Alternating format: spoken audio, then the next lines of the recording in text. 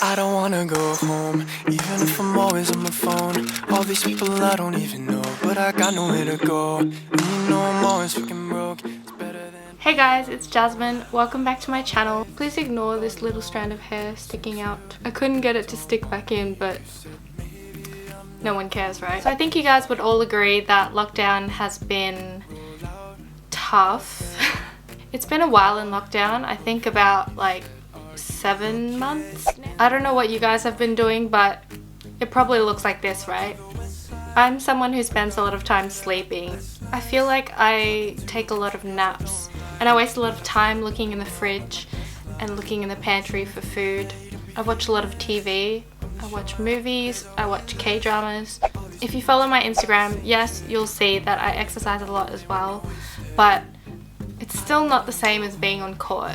The restrictions are starting to ease now, so hopefully we can get on a court soon. And that's why I thought I'd make this video to help prepare for getting back on the court after a long time not playing. So I know it's going to be really hard to control yourself and not just jump on the court, but it's important to properly stretch your muscles and also warm up by either skipping or just lightly hitting with your partner. So I think it's different for everyone, but for me, I'm properly warmed up when I'm already sweating and I can feel the blood pumping through my system. The worst thing you can do is start playing a badminton game when your muscles are still really stiff and it's just not comfortable to move. So I know this is common sense stuff, but remember that you should take it easy. Try not to take risks. And what I mean by taking risks is doing dives and reaching for shots that are really fast and really far away. The next thing is to be really cautious about preventing injuries. If you've had injuries in the past and they've healed but you haven't been active much over the last few months, then I think it's a good idea to wear some sports tape or an ankle guard or an elbow guard, an anything guard. Basically, don't be embarrassed to take those precautions. You're going to regret it if you push yourself too hard. Just think about if you re-injure yourself and you end up with another 6 months of not playing badminton. Please don't say that. Next is to stay hydrated. Badminton is the type of sport where I sweat a lot, so make sure to drink an energy drink if you need to, or 100 plus. For me, I drink warm water unless it's really hot. Just drink what you want to drink. You can do whatever you want, I really don't care. Do what's best for you. I'm sure you know what you like.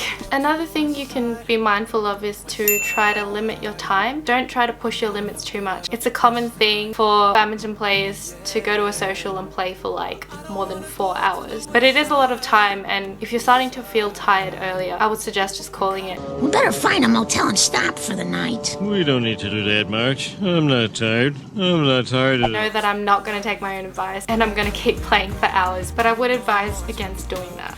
So it's a given that we're all going to get caught up in the moment and we're just going to go really hard when we get back on the court and our muscles are going to be extremely sore. So I'd say that it's important to leave some time for recovery. Make sure that you massage your muscles and re-energize your body with the right drinks and foods. Then hopefully we won't be in too much pain.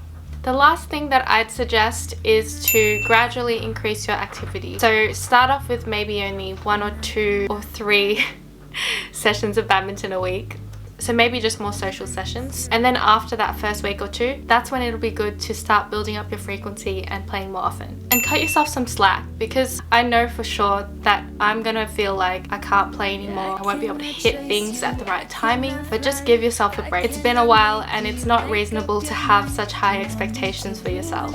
So those are my tips for how to get back on the court after a long time. I'm gonna try to keep up with posting more often, and I'm excited for you guys to share this journey with me. So let me know if you have any questions and I'll try my best to respond. That's it for this video, and I'll see you in the next one.